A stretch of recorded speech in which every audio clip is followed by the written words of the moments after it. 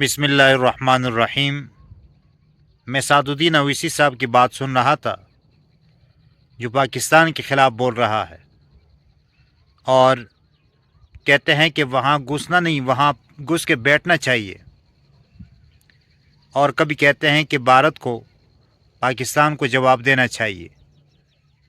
یعنی مقصد یہ ہے کہ پاکستان کے خلاف بول رہا ہے۔ کبھی بھی اقرار نہیں کرے گا کہ ان کے ملک سے آتنکوادی آ کر بھارت میں لوگوں کا قتل کر رہے ہیں۔ پاکستان کو اب سمجھانے کا وقت ختم ہو چکا ہے۔ میں بڑی ذمہ داری کے ساتھ جذبات میں لائے بغیر کہہ رہا ہوں کہ یہ وقت جواب دینے کا ہے، یہ وقت سوچنے کا نہیں ہے، ورنہ یاد رکھیے ہر 6 مہینے ہر 2 مہینے کے بعد یہ آتی ہیں، یا تو ہماری فوج یا ہماری CRPF کے جوانوں کو یا پھر معصوم کشمیریوں کو نشانہ بناتی ہیں۔ اللہ کا شکر ہے کہ ہمارے بزرگ نہیں گئے وہاں پر، ورنہ ان پاگلوں کو ہم کو دیکھنا پڑتا، جو لوگ گئے ان کو برداشت کر رہے ہیں۔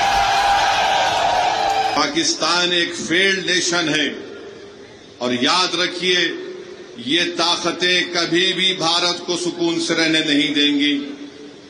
آج وقت ہے کہ ہم ان کو ایک مؤثر جواب دیں تاکہ ہمیشہ کے لیے یہ دہشت گردی کا یہ زہر ہمیشہ کے لیے ختم ہو کر رہ جائے۔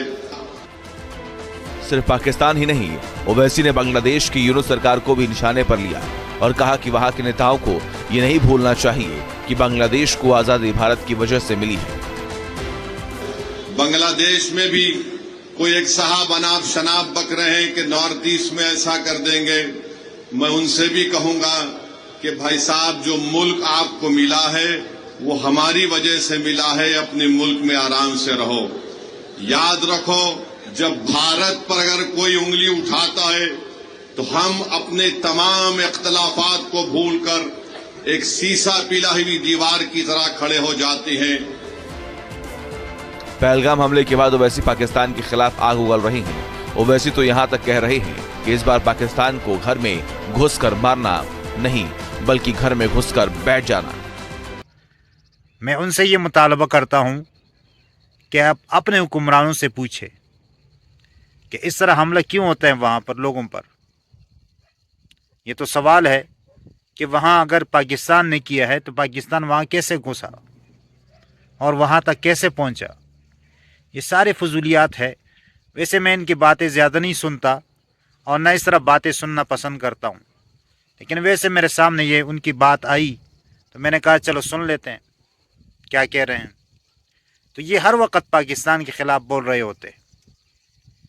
بھائی اپنے حکمرانوں سے پوچھو کہ تمہارے حکمران تم پر ظلم کر رہے ہیں وہاں پر مسلمانوں پر بھارت میں، اور تم پاکستان کے خلاف بات کر رہے ہو۔ اپنے حکمرانوں کے خلاف بولو، اپنے حقوق کے لیے بولو، مسلمانوں کو وہاں آزادی دلاؤ۔